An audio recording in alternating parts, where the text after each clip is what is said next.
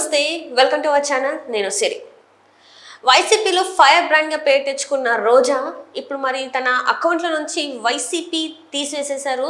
మనం ఇక్కడ చూస్తున్నట్టయితే రోజా సెల్వం అని ఇంతకుముందు ex MLA Nagari, ex minister of tourism, cultural and youth advancement govt AP అని పెట్టుకున్నారు. ఇంతకుముందు మనకి వైసీపీ అని ఉండేది. ఇప్పుడు తన అకౌంట్లోకి వెళ్ళి వైసీపీని తీసేస్తున్నారు. మరి ఎందుకు తీసేస్తున్నారు, దీని వెనకాల ఏమైనా కథ ఉందా అనేది మనకి వివరించడానికి మనతో పాటు ఉన్నారు ప్రముఖ సినీ క్రిటిక్ యజ్ఞమూర్తి గారు.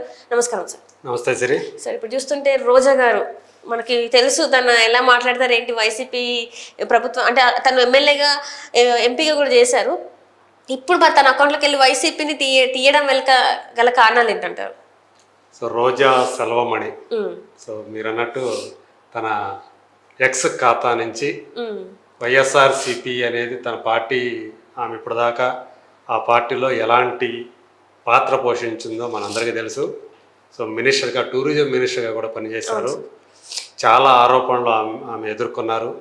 సో ఈ టూరిజం శాఖ మంత్రిగా ఉంటూ ప్రభుత్వ నిధుల్ని చాలా కాజేస్తూ వచ్చారు. అలాగే తన నియోజకవర్గం ఏదైతే ఉందో నగరి, అందులో చాలా దందాలు చేసి చాలా సంపాదించారు తన సోదరులతో కలిసి అని చెప్పి ఆమె మీద చాలా ఆరోపణలు వచ్చాయి. సో అవన్నీ ఆమె ఎప్పుడు కూడా పట్టించుకోలేదు. పైగా తెలుగుదేశం పార్టీని కానివ్వండి, అలాగే జనసేనని కానివ్వండి, చంద్రబాబు, నారా లోకేష్, పవన్ కళ్యాణ్ వీళ్ళ మీద ఇష్టం వచ్చినట్లుగా ఆమె నోరు పారేసుకున్న విధానం, అంటే ఒక మనిషి ఎదుటి మనిషిని ఎలా తిట్టకూడదో తిట్టడానికి చాలామంది ఎలా సందేహించే కూడా జుగుప్సాకరమైనటువంటి మాటలతోటి ఆమె దూషిస్తూ వచ్చేది తనకి ఇష్టం లేని వాళ్ళని. అందులో నేను చెప్పినట్టు చంద్రబాబు నాయుడు, పవన్ కళ్యాణ్, లోకేష్ వీళ్ళంతా ఉన్నారు. సో అందుగురించే మనందరికీ తెలుసు వైసీపీలో ఎక్కువగా నోరు పారేసుకునే వాళ్ళకి, బూతులు తిట్టే వాళ్ళకి చాలా ఎంత ప్రాముఖ్యత లభించిందో, వాళ్ళ అధినాయకుడు వాళ్ళని ఎలా పెంచి పోషించాడో మనం అందరం చూసాం. సో ఇప్పుడు నగరిలో మొన్న ఎన్నికల్లో, అసెంబ్లీ ఎన్నికల్లో ఆమె ఘోరంగా ఓడిపోయారు. అంటే ఆ రోజే, ఏ రోజైతే ఎన్నికలు జరిగినాయో ఆ రోజే ఎన్నికల సరళిని చూసి ఆమె నా పార్టీ వాళ్ళే, మా పార్టీ వాళ్ళే నన్ను ఓడిస్తున్నారు, తెలుగుదేశం పార్టీ వాళ్ళు కాదు అని చెప్పి ఓటింగ్ రోజే తనంతట తానే ఆమె అంటే స్వయం ప్రకటిత పరాజిత అంటారు. సో ఆమెకు తన ముందే ఆమెకు తెలిసిపోయింది తన భవిష్యత్తు ఏంటి, రేపు కౌంటింగ్ రోజు ఏం రాబోతుంది, రిజల్ట్ రోజు ఏం రాబోతుంది అనేది ఆమె ముందుగానే ఆమెకు అర్థమైపోయి అలా ప్రకటన చేశారని చెప్పేసి అందరూ అన్నారు. అందులో వాస్తవం కూడా ఉంది. సో ఇప్పుడు అంటే ఆ తర్వాత నుంచి ఓడిపోయిన తర్వాత, అంటే గవర్నమెంట్ ఫామ్ చేసిన తర్వాత, ఎన్డీఏ గవర్నమెంట్ కొద్ది రోజులు మాత్రమే ఆమె వాయిస్ మనం విన్నాం. తర్వాత రోజా వాయిస్ మనం వింటాం.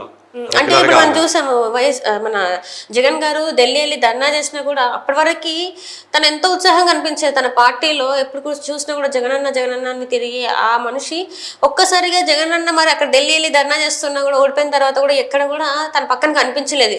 అంటే రోజా ఒక్కరే కాదు, చాలా మంది నేతలు ఎవరైతే అప్పుడు జగనన్న వెనకాల తిరిగారో వాళ్ళు ఎవరు కూడా కనిపించలేదు. అంటే వీళ్ళందరూ ఇంకా అంటే చెప్పగానే చెప్తున్నట్ట పార్టీకి మేము దూరం అవుతున్నాం అని చెప్పేసి ఇప్పుడు ఈ సంఘటన ఇంకా మరింత అది ఏమంటారు కరెక్టే అనిపిస్తుంది, వాళ్ళు పార్టీకి దూరం అవుతున్నారేమో అని.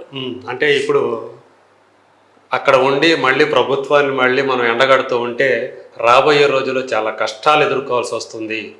ఎందుకంటే వాళ్ళు చేసిన పనులు అలాంటివి, అవన్నీ కూడా తవిదీస్తారు. సో మళ్ళీ ఏదో ఒక అభియోగం తన మీద మోపి సో తనని జైలుకి పంపిస్తారని ఒక భయం ఆమెలో ఉండి ఉండొచ్చు, ఆమెతో పాటు మరికొంతమందిలో. అందుకే కొంతమంది అసలు అజ్ఞాతంలో ఉన్నారా అనిపించేటట్లు అసలు కనిపించట్లేదు. రోజు అయితే యాజ్ యూజువల్గా గుళ్ళకైతే వెళుతూ కనిపిస్తూ ఉన్నారు. సో ఏదో ఒక గుడికి వెళ్ళి కనిపించడం, ఎక్కువగా ఓడిపోయిన తర్వాత ఆమె యాక్టివిటీస్ ఏమీ కనిపించట్లేదు. తన ఫ్యామిలీతోటి మొత్తానికి టూర్లు అయితే వేస్తున్నారు. అలాగే ఒక ఫారిన్ ట్రిప్ కూడా వెళ్ళొచ్చారు. సో ఈ నేపథ్యంలో ఈరోజు ఆమె ఈ తన ఎక్స్ ఖాతా నుంచి, సోషల్ మీడియా ఖాతా నుంచి వైఎస్ఆర్సిపి పార్టీ పేరుని తొలగించడం అనేది చర్చనీయాంశమైంది. ఇప్పుడు మీడియాలో ఈ వార్తే హల్చల్ చేస్తూ ఉంది. సో అన్నీ పెట్టుకున్నారు. ఆమె నగరి మాజీ ఎమ్మెల్యే అని పెట్టుకున్నారు, టూరిజం ఎక్స్ మినిస్టర్ అని పెట్టుకున్నారు, అలాగే కల్చర్ యూత్ అడ్వాన్స్మెంట్ ఇదంతా ఒకటే ఒకసారి చేసినప్పుడే. సో గవర్నమెంట్ ఆఫ్ ఏపీ అని పెట్టుకున్నారు. మరి ఏమైపోయింది నిన్నటిదాకా ఉన్నటువంటి అంటే వైఎస్ఆర్సిపి ఆ పార్టీ పేరు ఏమైపోయింది అంటే ఆమె పార్టీ ఫిరాయించబోతున్నారా రైట్ అనే సందేహాలు ఇప్పుడు మన అందరిలో విజయ్ ఉన్నాయి. గారి పార్టీలో చేరబోతున్నారు అన్నట్టు కూడా వార్తలు వస్తున్నాయి. అందుకే తను చెన్నైకి మారిపోయింది, ఇక్కడ నుంచి మకం మార్చేశారని కూడా మరి వార్తలు వస్తున్నాయి. అందులో వాస్తవం ఉందంటారా సార్? మరి ఈ రాబోయే 5 సంవత్సరాల్లో ఆమె ఇక్కడే ఉంటే తనకు పుట్టగతులు ఉండవు. సో ఇప్పటికి ఆమె చాలా ఆరోపణలే, 100 కోట్లు కాదు 1000 కోట్లు కుంభకోణం అక్రమంగా ఆర్జించారు అని చెప్పేసి చాలా మంది ఆమె మీద ఆరోపణలు చేస్తూ ఉన్నారు. ఏదైతే ఏమి ఆమె పెద్దిరెడ్డి రామచంద్రారెడ్డి అని ఆయన తనకు చాలా నగరిలో తనను గెలవకుండా చేయటంలో ఆయన ఒక కీలక పాత్ర పోషించారు అని చెప్పేసి ఆమె ఆ రోజుల్లోనే ఆరోపణ చేసిన విషయం మనందరికీ తెలిసిందే. సో ఇప్పుడు ఒకవేళ ఉంటే కనుక క్రియాశీలకంగా ఉంటే రాబోయే రోజుల్లో చాలా క్లిష్ట పరిస్థితులు తాను ఎదుర్కోవాల్సి వస్తుంది. సో ఈ గవర్నమెంట్ ఎన్డీఏ గవర్నమెంట్ తనని ముప్పు తిప్పలు పెట్టి, ఎందుకంటే తను ఏ రీతిలో వాళ్ళందరినీ కూడా అంటే సాధారణంగా స్త్రీలు అంటే చాలా గౌరవంగా మాట్లాడతారని ఒక పేరు ఏదైతే ఉందో ఆ పేరు మొత్తం ఆమె చెడగొట్టేసిందనే చెప్పాలి. సో ఎవరు మాట్లాడని రీతిలో ఆమె బూతులు మాట్లాడటం ఇవన్నీ జరిగింది. అందు గురించే సగం ఆమెకి ఒక రకమైన భయం మొదలైంది. సో మీరు అన్నట్లు ఇప్పుడు లేటెస్ట్గా కాదు కొద్ది రోజుల నుంచి వినిపిస్తున్నటువంటి ఒక ప్రచారం ఏదైతే ఉందో విజయ్ పెట్టినటువంటి తమిళగ వెట్రి కళగం, సో ఆ పార్టీలో ఆమె చేరే అవకాశం ఉంది. అంటే తన రాజకీయ ప్రస్థానం ఏదైతే ఉందో అది ఇక్కడి నుంచి ఆ ప్రయాణాన్ని ఆంధ్రప్రదేశ్ నుంచి నగరం చిత్తూరు నుంచి తమిళనాడుకి అంటే చెన్నై కేంద్రంగా అక్కడికి అంటే వెళ్ళిపోయే ఉద్దేశం, అంటే తన మజిలీ ఏదైతే ఉందో దాన్ని తన మకాం మార్చే ఉద్దేశంలో ఆమె ఉంది అన్నట్లుగా వార్తలు వినిపిస్తూ ఉన్నాయి.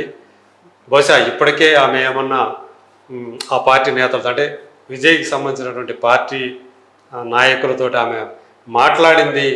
సో అక్కడి నుంచి కూడా వాళ్ళు కూడా ఓకే అన్నట్టుగా సమాచారం అందుతుంది అనేది ఒక ప్రచారం అయితే వస్తూ ఉంది.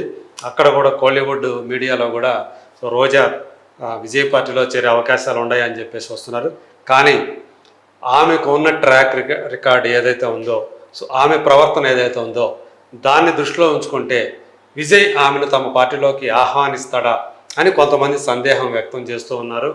సో ఖచ్చితంగా రోజాని చేర్చుకోవాలి అంటే 1కి 10 సార్లు ఆయన ఆలోచించుకోవాలని కూడా చాలామంది రాజకీయ విశ్లేషకులు సలహాలు ఇస్తున్నారు, సూచిస్తున్నారు.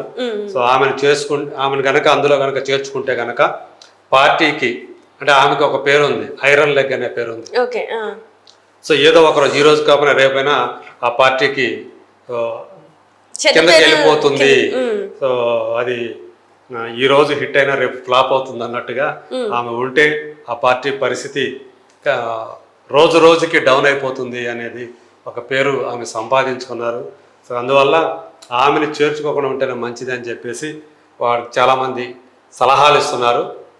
సో ఏదేమైనా సరే ఇప్పుడు రోజా ఒక వార్తల్లో వ్యక్తిగా మారారు.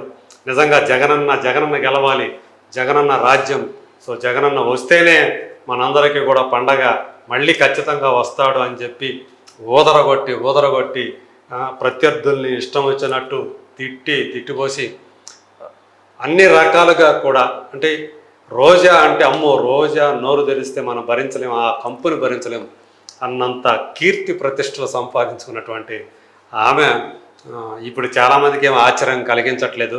ఎందుకంటే ఒకప్పుడు ఆమె తెలుగుదేశంలో ఉండి అప్పుడు కాంగ్రెస్ వాళ్ళని ఎదిరి పక్షాన్ని నోటికొచ్చినట్టు తిట్టి మళ్ళీ ఇక్కడికి వచ్చి వైసీపీలోకి వచ్చి టీడీపీ వాళ్ళని తను ఏ పార్టీలో అయితే చాలా కాలం ఉండి వచ్చిందో మళ్ళీ ఆ పార్టీ వాళ్ళని నానా తిట్లు తిట్టి చంద్రబాబు నాయుడిని కానివ్వండి వేరే వాళ్ళని కానివ్వండి. సో ఆమె ఏదైతే ఉందో ఆమె నోరే ఆమెకి చెరుపు చేస్తుందని చెప్పాలి, ఆమె ప్రవర్తన ఆమెకి చెరుపు చేస్తుందని చెప్పాలి. ఏదేమైనా ఇంకొక చోటకి వెళ్ళినా కానీ తమిళనాడుకి వెళ్ళినా కానీ ఇక్కడ ఆమె ఏవైతే మార్క్ వేసింది అంటే ఆమె అక్రమార్జన ద్వారా చాలా సంపాదించుకుంది, సో దందాల ద్వారా, అక్రమ దందాల ద్వారా ఏదైతే ఉందో అవన్నీ కూడా రాబోయే రోజుల్లో ఖచ్చితంగా సో ప్రభుత్వం వాటి మీద యాక్షన్ తీసుకునే అవకాశం ఉంది. ఇక్కడ ఉన్నా ఇంకొక చోటకు వెళ్ళినా. సో అదైతే ఆమె చేసిన ఏవైతే ఒకవేళ నిజంగా కనుక ఆమె తప్పులు చేసి ఉంటే, ఆమె సంపాదనలో అక్రమార్జన కనుక ఉంటే కనుక ఖచ్చితంగా దానికి మూల్యం చెల్లించుకోక తప్పదు. ఆమె ఇప్పుడు వైసీపీ పార్టీ తీసేసి ఇంకొక పార్టీలోకి జంప్ చేసిన ఆమె, నాకు తెలిసి ఆమె చేసిన పనులు ఏవైతే, ఆమె చేసిన తప్పుడు పనులు కానివ్వండి, పొరపాట్లు కానివ్వండి, దందాలు కానివ్వండి, ఇవి ఆమెని ఖచ్చితంగా వెంటాడతాయి. ఎక్కడ ఉన్నా పట్టుకొని నిలిపి ఎక్కడికి చేర్చాలో అక్కడికి చేరుస్తాయి. Right sir, right. Thank you so much. Thank you.